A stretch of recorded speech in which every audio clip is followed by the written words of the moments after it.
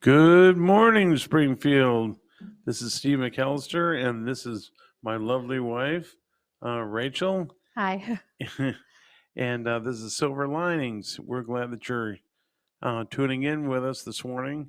It's a beautiful morning. Compared to the last 2 weeks, it's been a major roller coaster of temperatures. I feel like we've been through the walk-in freezer, and Oh, then yes. compared to now, and it's going to be in the 70s today. That is awesome. I'm so glad.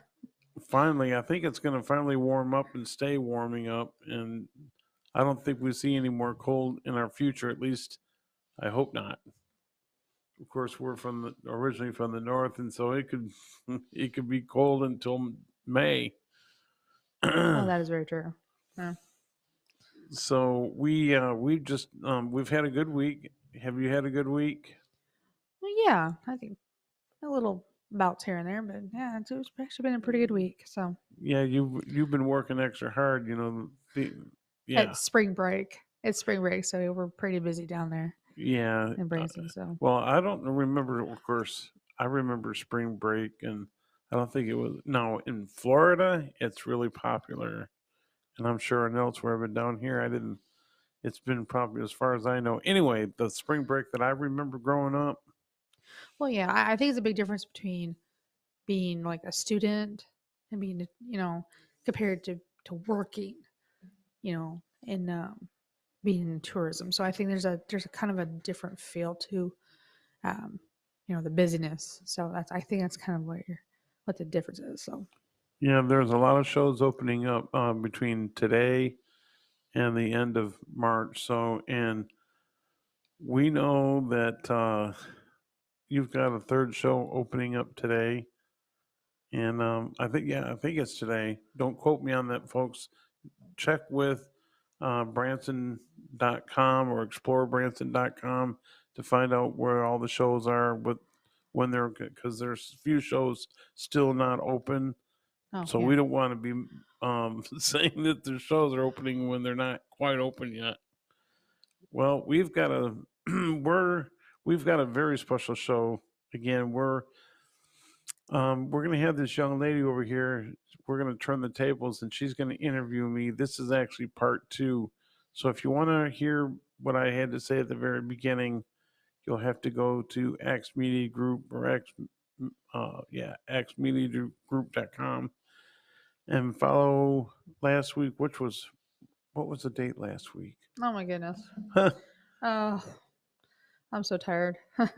Let me check. Anyway, um, so you'll have to catch part one. This is part two. And so if Uh, the ninth, March 9th. okay. Mm-hmm. So go to March 9th and check out Silver Linings Part 1 of my testimony. We're going to get right into it because I've got a lot to say in a short time. Oh, definitely. Please pray for the situation going on in Ukraine. You're Continue to right. pray, We need to remember and those. you pray for them, and also, definitely pray for pretty much everyone. Will need prayer. So, Well, the families of the veterans that are being deployed over there. oh, I think there's we're a getting deployment. we're getting deployed. Yeah. I think there's a deployment about ready to happen if it hasn't already. And by the way, I knew there was something else. Folks, I don't know if you've been paying attention to Facebook or you've been paying attention, but the Senate passed. Um, the Senate passed for us to get rid of daylight savings time.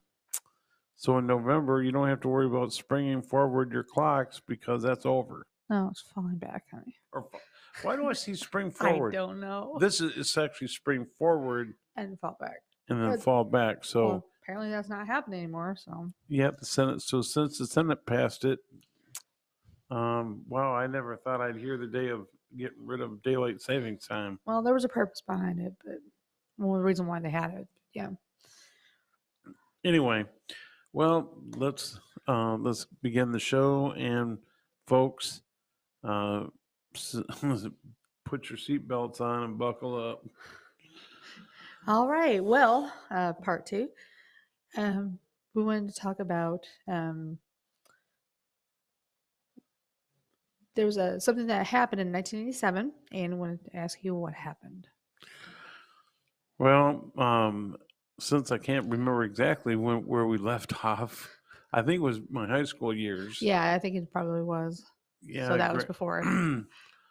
graduation was good. A lot of happened between high school graduation in 1987, and I'm not going to get into it right now because we only have a little bit of time, and I want to get to certain points of my testimony before because there are certain things that need to be talked about. Okay. So 1987 was the year that my dad and I were still, when I say at odds, we weren't talking to each other, but we just had a lot of issues, and so my nephew was already in the Navy. He was no, he was in boot camp, and he told me, he said, Uncle Steve, you need to really think about joining the Navy, and I'm like, say what? Well, why? And then, of course, my dad got his ears perked up and he was listening to all these stories that my nephew was telling. And my dad looked at me and said, well, why not? I said, well, I don't, would I even work in the military? Would I be even, you know, would I be able to handle the Navy or handle the military in general?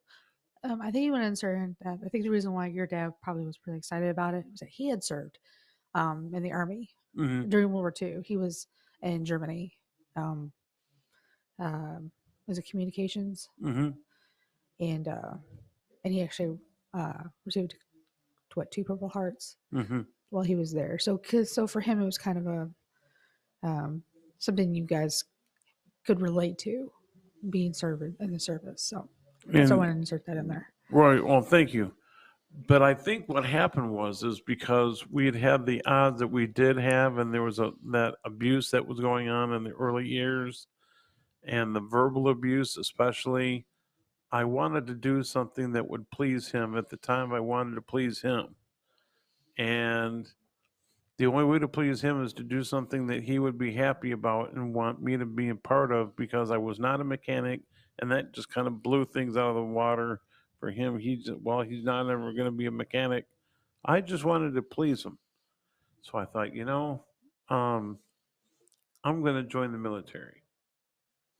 And so May 1987 is when I joined the Navy and went through boot camp. And boot camp was a challenge. I'm not going to go into detail of everything that happened at boot camp.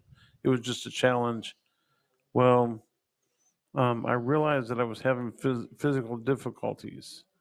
And I thought, oh, this is not what I really want to do. And my dad's going to be really upset that I'm having problems. And I was ready to quit even through boot camp. And I thought if I quit, that's just going to give him more power to insult me.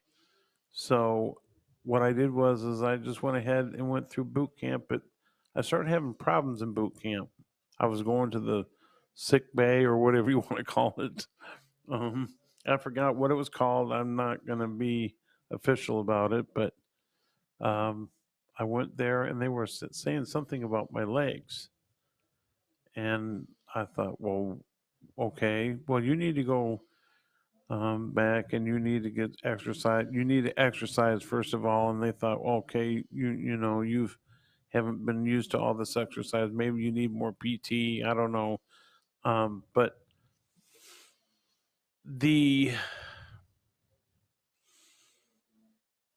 the struggle that I had was basically physical, and so the company commanders didn't understand that at first, and so they wanted me to go to this special training, which we call IT intensive training, because I dropped a pencil on the deck. They didn't call it the floor; they called it the deck. Well, that's because you're Navy, yeah. Right? They wanted us to get used to the lingo, I'm sure. So they wanted me to go into this intense training, and I just broke down. And I told them I can't do it. I can't do it. And I thought they were going to ASMO or they were going to push me back to either all the way to the beginning or just say, you're not fit for military after all. Well, during uh, the post training, during the post getting involved and getting um, what do you call it? Getting approved, Oh, okay. getting approved, and to get improved through the man. I'm really. It's been one of those mornings already. I'm tongue tied. Um,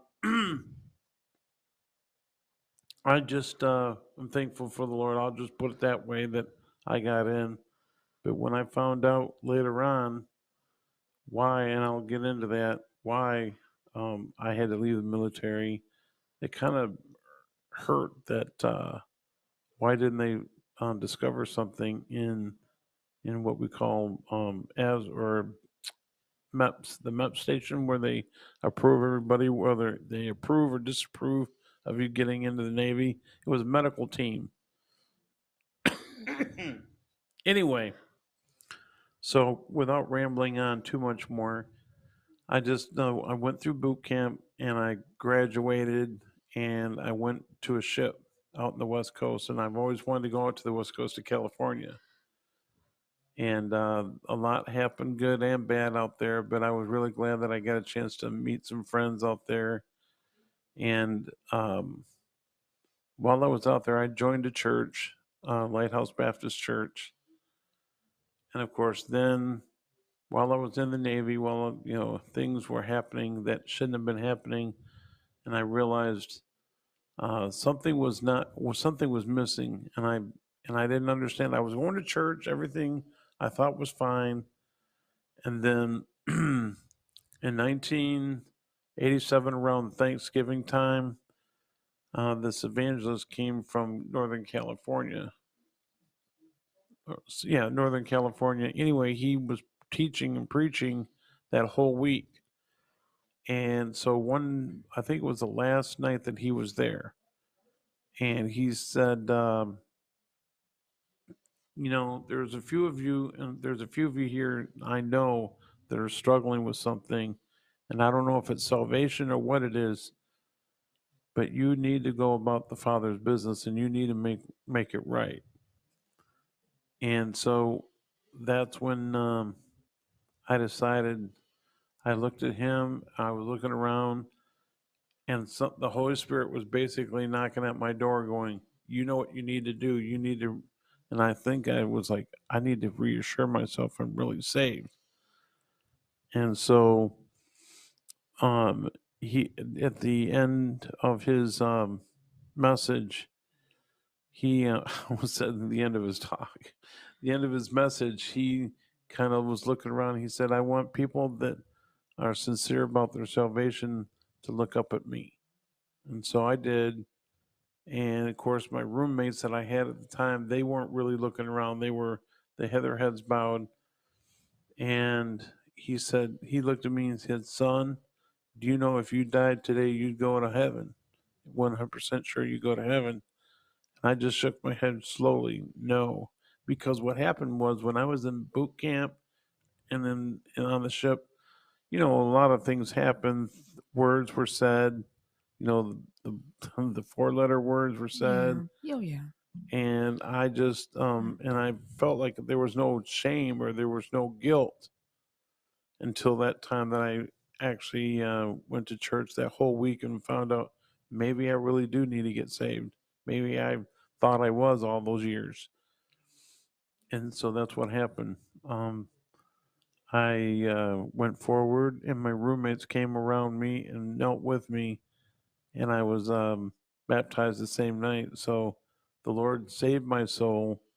And so if you're struggling and you're not sure about your salvation, whether you're saved but all of a sudden you have this guilt feeling like you're not sure, you better make sure because the time we're going in the end times, like our pastor was talking about, we are in the end times. We don't know the hour nor the time that he's coming, so you want to make sure. So that's what happened was I enjoyed the military life while I was there, but then I would say 1988, halfway through, I would say, well, actually 1988, it was April. I had to go to get an examination from the neurologist. And so I went and got that MRI done. And he said, "Well, I want you to come back and get your results here in another month." So I did. Well, come to find out, he told me, "Did you know that you had cerebral palsy?" I was like, "What? Cerebral palsy? No." Um, so I was like, "My pediatrician's never told me or told my parents that I did." I think, well, maybe that's the reason why I had trouble in the Navy. That's why I had trouble as a young kid not being able to walk until a year and a half years old, 2 years. Who knows? So that's when um, he said, well, we need to let the company command or the captain know. We need to let people know on the ship. We're going to have to pull you off the ship. Now, for those, I think you mentioned it, which ship did you serve? Oh, the USS Waddell was a guided missile destroyer. And where did where it was in the Westpac? So that was, for those that don't know, that's the Pacific region. Yes, Is that it what I was mean? the Seventh Fleet. It was called the Seventh Fleet in the Pacific. It was in San Diego. So okay, so you were based in San Diego, but you would go to like obviously like Asia, like Japan, Puerto and Rico, the Philippines, Japan, Hawaii. I'm trying to remember Australia. so anything. Okay. It was usually in the West Pac or the West area, Western Pacific area, and Now, did you go to the Persian Gulf? I mean, no, we didn't go to the Persian Gulf until after I got out, and that's when the Persian Gulf War. I left before that actually happened, but I was part of the um, when the start got hit. Our ship went back out to get them, rescue everybody that was bring them back in. That was tough. okay. I just wanted to make sure that everybody knew where you were. And okay, Okay. so when they told you you couldn't serve on, was it the wet side? That's where all the ships are at. Um, so what happened? What did they tell you? What went through my mind was I was devastated. I had to call home and tell them that I was coming home because they had discovered that I had cerebral palsy. That broke my mom and dad's heart. Especially my mom's. She just said, "I'm so sorry. I had no idea." And so that's what ended up happening. Is I ended up being told, "Well, it's peacetime. We don't have anywhere for you to go." And I was like, okay, well, I guess I'm done. So I didn't get any benefits out of that because my situation prior to entering happened medically. So then I'm not able to get any benefits out of that. But I'm still considered a veteran because I was there just long enough. 2 years, I think, almost. And so I'm still a veteran. Yes. Um, I just got out a lot earlier than expected. And but I'm proud to have served the country as much as I did, even though it was peacetime. Well, thank you for your service because you're willing to do what needed to be done. So, Thank you. um, so we talked about cerebral palsy. Now the thing is, that may not have been what that was. I will talk about that a little later on. Um, the early '90s was a big turnaround in your life. Tell us about that. Well, then when I went back home, I was, I was again devastated by just the way I was being treated, still treated, even as a young adult. I was 20, 21 years old. And so I didn't let that bother me as much as I did when I was a kid, but I was still being bullied, still being um, at home, and not so much at church anymore. It was more like at home with different things going on with my dad. And then he said something about, oh, I know what it was. I was supposed to have an operation on my toe, and he was going to pay for it.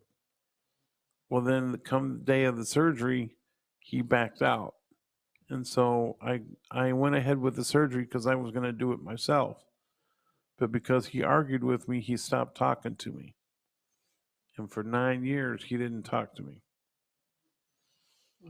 So that's the reason that happened in the early '90s. Is that where that started? But in the early '90s, um, I had heard about a little town because I was pretty devastated. I didn't know what to do, and so I met a I met a lady who told me that she was up visiting a friend of hers who said that she was coming from Branson, Missouri, and I was like, Branson, um, what's that? Where's that?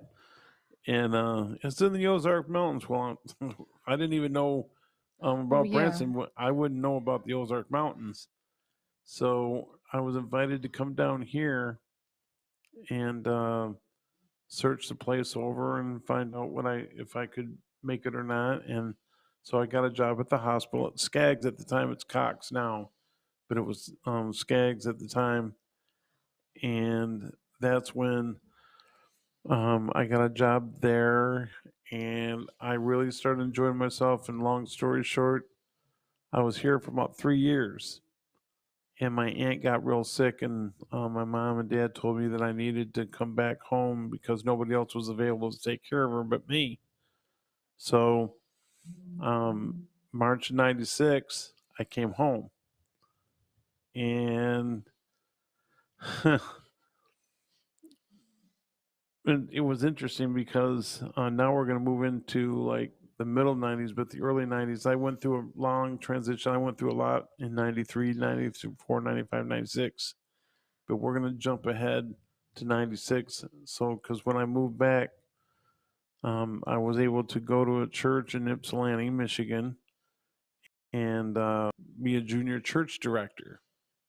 They called me to be a junior church director because I was looking around for something to do. And so I met a young lady in '96 and at the church, and she was helping the pastor's wife out. And of course, I met her, but at the time, I'm thinking she's a senior in high school. She looked that young. And so I'm thinking, all right, so when they asked me to start a drama group, and so I was like, okay, well, I'm going to pick this person, this person, this person. So when this young lady stood there, I really was kind of mesmerized by this young lady. And so I asked her to help me out, and she said, sure. And what? Nothing. Nothing. Oh, Go ahead. oh.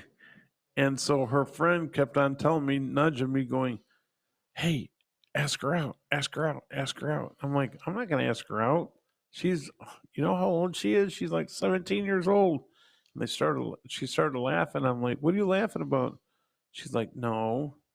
I went, no, what? And she, don't try higher. She's older than that. I was like, huh? Wait a minute. She's not in high school? No. I was like, oh, higher. So long story short of that, they finally said she's 24. I was like, 24? Holy smoke. All right. Well, I guess I'll just have to ask her out. She was hard to get, but she was going through a really rough relationship herself at the time. And so I couldn't get her I couldn't get her to go out, go out, go out. And finally, she she went ahead and went out. I mean, she finally gave in. Wow. She gave in, I gave in. and Yeah, so I did.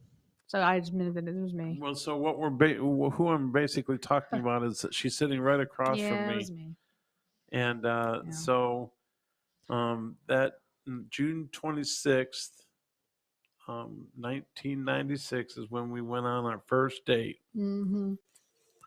And here we are Mm. 26 years later, still together. Um, so, but we've been through a lot together, and a lot together, and with my parents and her parents Yeah. being sick, and so. But it was all worth it coming back from Branson and meeting Rachel, and so we got married May 23rd, 1998, and we've been together since. Since, yeah. Aren't you lucky?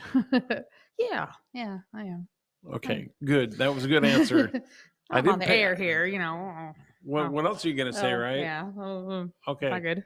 go ahead. No. Um. So I mean, um, for better or for worse, for to report sickness and health, we've pretty much mastered. I think You we've know. mastered the richer and the poorer and the sickness and health. Let me tell you. For those of you who already have seen me in my show, whether it was Brighter Living Live or whether it was Silver Lining, you already know I've been through a lot. So I'm not going to go down that road. Yeah. Now, you mentioned about having cerebral palsy. In reality, it wasn't that. It was something else. Right. 2 years ago, I got another. I had to go see my neurologist, and I started having. I told you about my legs in boot camp. Well, I was having a lot of problems with my feet and my legs, and they were getting cold. And I thought, why are my legs getting cold? And it didn't really register until you said, well, didn't your dad's feet? Wasn't your dad's feet cold a lot? And I was like, yeah. Uh oh.